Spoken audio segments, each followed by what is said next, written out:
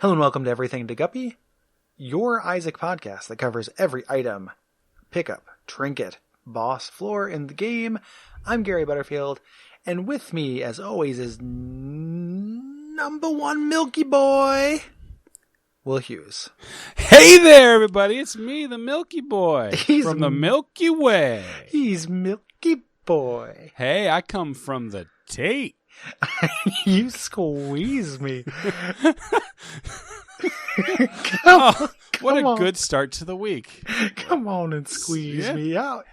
Hey. I'm unpasteurized. I'm lactosey. Hey. Come suck my lactose. Everyone does the lactosey.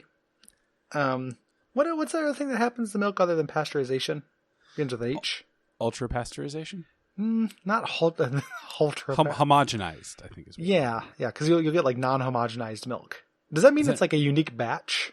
Like it's not like a blended whiskey, it's like a unique aged milk? It sounds lumpy, doesn't it? Yeah, yeah, it really sounds pretty gross, right? Yeah. It's early in the episode to get just go to Google, but to get milky. Oh. To get milky. These articles look long. I'm okay. So, if you want to summarize this to us, hit us up on Twitter. Yeah.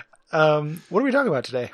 Gary, today we're talking about breakfast. Because it's still meal week. It's meal fortnight.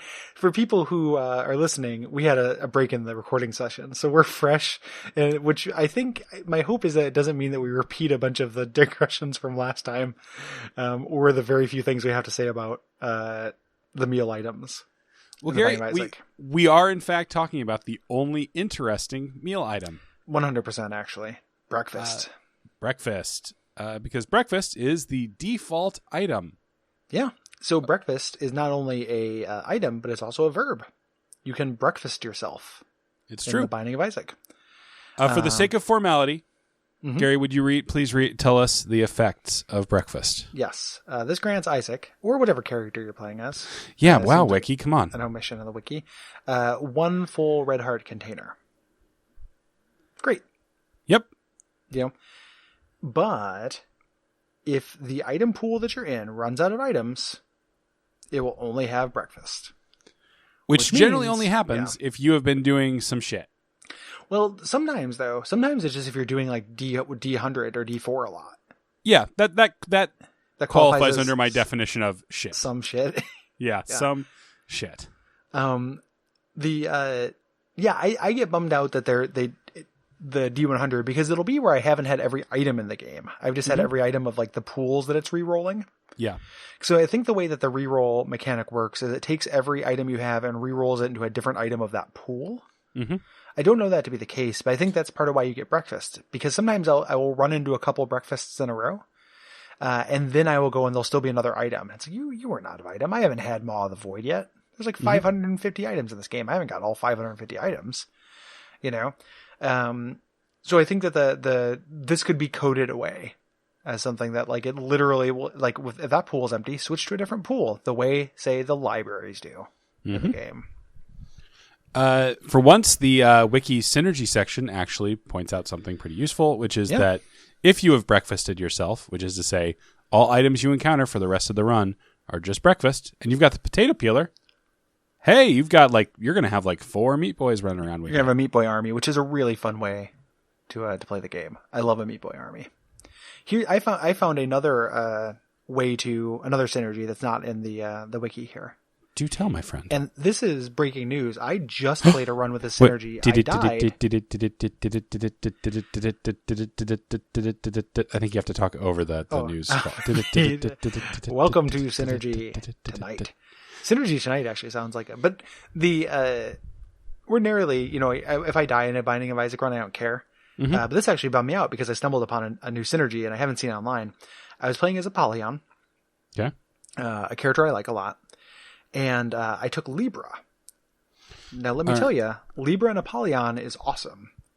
Because every passive you can absorb is an all stats up.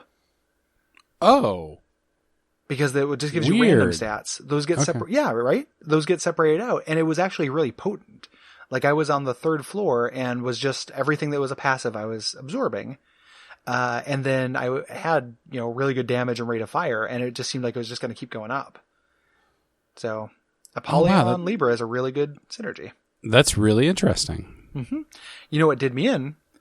One of my other, I feel betrayed. Wait, let me guess. Okay. Red fly. No, not what specifically killed me, but what like choice. Okay, let me try again.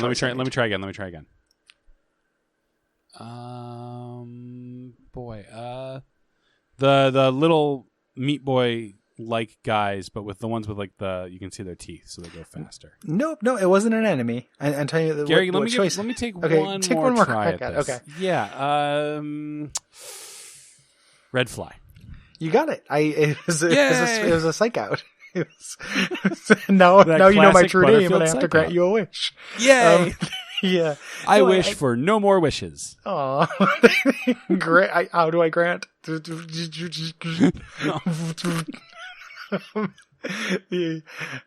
Wait, what happens if you wished I wish you wouldn't grant me a wish? That would destroy a genie the same way you could destroy a robot. I'm pretty sure the genie would just kill you. I guess they could just leave, but then they're granting your wish. Yeah, because then they're not granting you. Wow, we just stumbled. Like, not only did we stumble on the synergy, we stumbled on a way to kill genies. Finally, yeah. Like, if we God, ever have the Al-Qadim Wars, we can actually fight back. Oh, this is my favorite anime, Attack on Genie. Yeah, but really, it was taking chaos, and I love chaos, but it meant that I didn't get enough HP upgrades. Yeah, that's the downside to chaos. Gary, sometimes I've thought that if I got a wish from a genie, I would wish to negate whoever the last person's wishes was. Yeah? Because I'm a bad person? Well, they'd probably thank you, though, because that's the way that works, is that nobody wants their wish. Like, that's the whole point of wishes. Yeah, I've seen the X-Files episode. What? I've seen the X-Files episode. Yeah. So they might thank you for it. And then that person would owe you a wish. Like, you could say, like, I wish the last person's wish was undone. And they would come to you and thank you and be like, I'll do anything for you. And you'll be like, hey, the last guy that you did this to, go take care of their business. But there'd be them, like, killing their wife or something. It wouldn't be, they're not magic, Yeah. I used to like to pose really bad would you rather questions to people. Mm-hmm. And one of my favorite options was always, and this was, of course, before he died, Robin Williams owes you a wish. Mm-hmm. No magic powers. Just a very rich, very famous, very beloved man. What could he do? Is obligated to do anything you ask. Hmm. Which is, in our modern world, about as good as having a genie wish. Yeah. And also, I don't think Robin Williams would have tried to fuck you over. Yeah, money is magic. Like, you could just be like, give me half your money. Maybe give me all your money. Yeah, well, I mean, but if you want to be nice, if you enjoyed the films of Robin Williams. Well, then I want him to make more. I guess that's true. You set him up in a desperate spot and make him take more risks. Gary, maybe that's what we wanted to encourage in Robin Williams, was more dramatic risk-taking behavior. I said half. You're the one who said take it. Jesus, me. I wanted him to live, Will. I wanted him to live. Yeah, by giving him a half-form motivation that wasn't going to keep anybody alive. Yeah. Well, they do say that retirement's the number one killer of old people and young people and middle-aged people. God, Gary, I would love to retire so much. Since I've been dating again, and I was talking to a girl online who used to make ham sandwiches for Robin Williams back at where he lived. All right. In California or whatever. So he came in and he got a ham sandwich with like fancy bread, like a fancy substitute for Swiss cheese, but pretty much Swiss. Mm-hmm. And then just mustard. So ham, mustard, and Swiss bread. It's like once a week. So. Did she bring this up first or did you? It's the only words in her profile. Okay. It just says that over and over and over. And I was like, this, I got a date. Oh, yeah. I need to see what this looks like in person. If she makes sandwiches for Robin Williams that well, well enough that he probably had slightly second thoughts, then Jesus. I gotta see what I gotta see what she's like seeing a movie with her. Yeah. Maybe Jacob the Liar. Jacob the Ladder. Breakfast. Oh boy. Do real quick, because we don't want to make every episode super long. Yes. Because I got chili waiting as that'll be the theme of these 2 weeks. I got chili waiting. Yep. Gary's got chili on the pot. I got chili in the pot. What's your favorite breakfast? You know what, Gary? I'm an omelet man. Yeah. Omelet's a sensible choice. And I appreciate it. I like eating them, but I like even more making them. I enjoy the precision that goes into a really good omelet. Getting the eggs very thin and then getting a very good fold on them is very satisfying to me. I've actually seen you do that, like many times. Yeah, and I have, in my old age, when I am making an omelet myself, I have come to appreciate the simplicity of a simple cheese omelet with no protein, besides the eggs. Little protein and cheese. But. Yeah, whereas if I am at a restaurant, I will order like the most ridiculously meat-crammed thing they have. Yeah, I want a meat lover's omelet, for sure. Or aka the farmer's omelet is what they oftentimes call that. Yeah, farmer's omelet, I feel like I'm opting into too many potatoes stuffed into it. Yeah. So. How about you, Gary? What's your favorite way to break the fast? There's like a bunch of different things I like, and it's pretty. So as far as like something I actually get with any frequency, like something I want the most is an Eggs Benedict. Okay, but I like a chicken and waffle quite a bit. I've never done the chicken and waffle thing. It's very good. I believe you. Yeah, go to one of those fancy breakfast places and give it a shot. Portland's got 8 million of them. Yeah, they're all pretty good too. Just go go on a weekday and just don't stand in line forever. And turns out it's hard to fuck up breakfast, except of course if you breakfast yourself. We did it! Oh God! I passed the segue baton on to you. That's right. As you should, I guess, with a segue baton. Gary, if people enjoy the show, what should they do? You can rate us on iTunes. Rate us highly or rate us accurately, but only rate if you like it, and review it if you really like it.